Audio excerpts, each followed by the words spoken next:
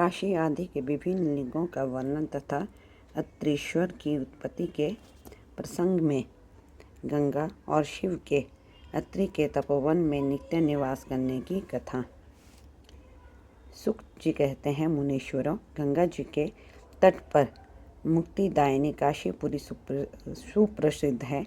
वह भगवान शिव की निवास स्थली मानी गई है। उसे शिवलिंगमयी ही समझना चाहिए। इतना कहकर सूत जी ने काशी के अभिमुक्त कृति वासेश्वर, तिलभांडेश्वर, दशाश्वमेध,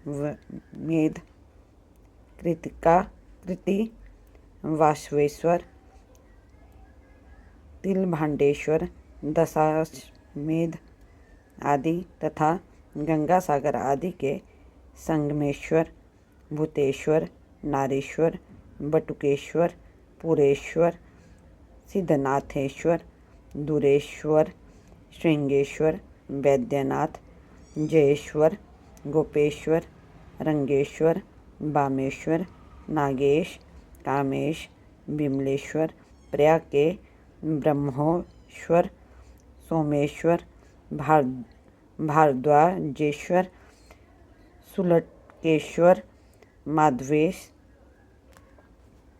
तथा अयोध्या के नागेश आदि अनेक प्रसिद्ध शिवलिंगों का वर्णन करके अत्रीश्वर की कथा के प्रसंग में यह बतलाया कि अत्रि पत्नी अनसुया पर कृपा करके गंगा जी वहाँ पधारी।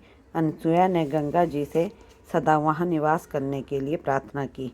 तब गंगा जी ने कहा, अनुसुया, यदि तुम 1 वर्ष तक की हुई शंकर जी की पूजा और पति सेवा का फल मुझे दे दो तो मैं देवताओं का उपकार करने के लिए यहाँ सदा ही स्थित रहूँगी।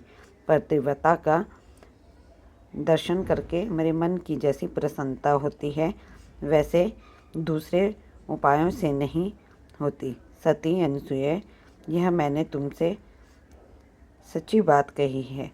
पतिव्रता स्त्री का दर्शन करने से मेरे पापों का नाश हो जाता है और मैं विशेष शुद्ध हो जाती हूँ, क्योंकि पतिव्रता नारी पार्वती के समान पवित्र होती है। अतः यदि तुम जगत का कल्याण करना चाहती हो और लोकहित के लिए मेरी मांगी हुई वस्तु मुझे देती हो तो मैं अवश्य यहाँ स्थिर रूप से निवास करूँगी।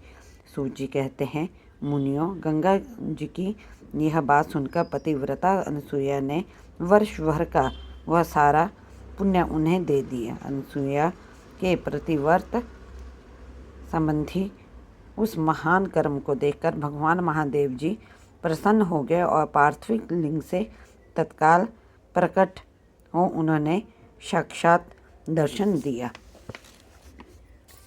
शंभु बोले, साध्वी अनुसुया, तुम्हारा यह कर्म देखकर मैं बहुत प्रसन्न हूँ।